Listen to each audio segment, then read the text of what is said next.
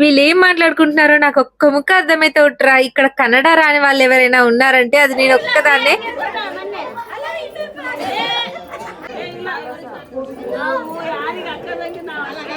పెళ్ళైతే అయిపోయింది. పెళ్లి కూతురికి ఆహ్వానం చెప్పాలి కదా మరి. మా వాళ్ళు ఇక్కడ పూలతో గ్రాండ్ గా వెల్కమ్ అరేంజ్ చేశారు. లోపలికి వెళ్ళాలంటే ఆడబిడ్డ కట్నం ఇవ్వాల్సిందే. 15 నిమిషాలు ఆర్గ్యుమెంట్ చేసి ముక్కు పిండి మరి పైసలు వసూలు చేసిర్రు. ఇంకా అమ్మాయి అబ్బాయికి దిష్టి తీసి హారతిచ్చి ఇంట్లోకి తీసుకొచ్చేసినాం. ఇక్కడ మా వాళ్ళు కట్నం ఎంత వచ్చిందా అని లెక్కేస్తున్నారు. ఇంకా నెక్స్ట్ డే మార్నింగ్ కి పందిరి దించే రోజు కాబట్టి అమ్మాయికి అబ్బాయికి నలుగు పూయాలి. కొత్త జంటకు నలుగు పూయండి రా బాబు అంటే పసుపుతో ఆటలు ఆడుకుంటూ గోల గోల చేసిర్రు. ఇంకా నేను అదే రోజు రిటర్న్ అవ్వాలి కాబట్టి తప్పించుకున్నా. మా చంద్రాస్ మామ అయితే చిన్న పిల్లలతో కలిసి ఫుల్ ఎంజాయ్ చేశాడు. నాకు అప్పటికే ఓపిక అయిపోయింది. ఎనర్జీ డ్రింక్ తాగుతున్నా. ఒక్కొక్కరు దొరికితే చాలు పట్టుకొని పసుపులో నుండి ముంచి తీసేస్తున్నారు. ఇంకా మా వాళ్ళ సెలబ్రేషన్స్ ఇక్కడతో ఆగేటట్లు లేవులే గానీ నేనైతే హైదరాబాద్ వెళ్తున్నారా. ఈ పెళ్లి వల్ల కర్ణాటక నుండి చాలా మంది సబ్స్క్రైబర్స్ లవ్ గెలుచుకున్నా. ఇంకా అందరికి బాయ్ చెప్పే టైం వచ్చింది. మళ్ళీ కర్ణాటక వచ్చినప్పుడు ఖచ్చితంగా ముందే ఇన్ఫార్మ్ చేస్తారా. అయితే ఈ సెలబ్రేషన్స్ కి సెట్ అయ్యేటట్టు ఒక మంచి సాంగ్ సజెస్ట్ చేయండి కదా, ఒక రీల్ ఎడిట్ చేద్దాం.